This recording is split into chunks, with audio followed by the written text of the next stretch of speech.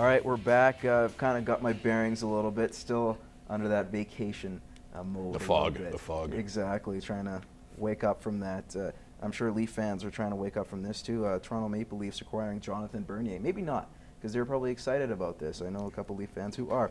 They got him from LA in exchange. Ben Scrivens, Matt Fratton, and a second-round pick in either 2014 or 2015 will head to Los Angeles. Now it's the Leafs who will determine if that second-round pick in 14 or 15 will be theirs. So Toronto has the last say in that. But still, nevertheless, it's still a high pick. Who won this deal in your opinion? It's really tough to say right now because they kind of just traded like pieces, pieces that could be something but haven't been proven yet. Like we were like Bernier has. I'll say this though, with Bernier, he's probably the most coveted backup in the NHL. Yep. But you said one key word there, backup. He's a backup goalie. I know Toronto Maple Leafs fans, Toronto Maple Leafs fans, but you're looking for anything to get excited about. I know this past year in the playoffs, Game 7, okay, we won't remind you about that, but they were making plans for a parade, but I think they make too much about these players they trade for. Jonathan Bernier had a lot of opportunities to be the number one goalie in LA time and time again. He had moments. He had moments of brilliance. Moments does not make you a starter in the NHL. I still think this is a better deal because they could have gone after a guy like Roberto Luongo, who's about 12 years older, who's got a ridiculous contract, where you have Bernier, who's got the promise, who has shown that he can play well. He did lose out that job to Quick, yes, but at 24 years of age, with $1.3 million payroll, or at least what he's making, that's not going to be a big hit for you, especially when you sign him again for another, say, $3 million or so. You can't, I think he'll be fine. But you can't compare Bobby Lou and Bernier together in one, because Bobby Lou, he started the Olympics. He is a starter in Vancouver, even with Schneider and the controversy there. He could be a starter any team in the league. Bernier's not shown that he can be a starter. I know he's got promise. He's got promise. But he's got that chance now in Toronto. All you ask is for his chance. I don't think you know what? Necessarily given one after Quick, and rightfully so. Quick was fantastic. And if he goes into Toronto and he stands on his head, they're going to have a goalie controversy there. And that's the thing that's going to happen there. Great opportunity for him in Toronto. If he ends up being possibly their starter or possibly even a good 1-2 tandem in Toronto wins the trade. If he doesn't, then LA wins it.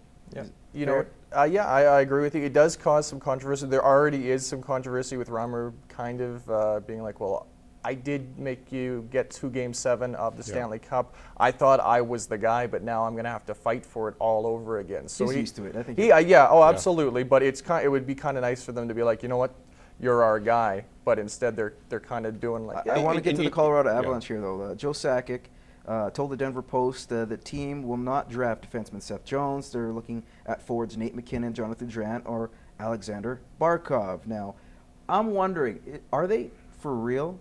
Could this just be more of a posturing move to maybe make both Florida and Tampa Bay, who are probably looking for forwards or anything else, panic a little bit? Especially Nate McKinnon will look good in a Panthers jersey. But is it just that, or do you believe that Colorado is serious about taking it forward? Knowing what I know about Joe, I can't see him, telling a lie that they're not going to go after Seth Jones. They won't go after Seth Jones. They're probably going to go after a forward. I don't think it's a right decision.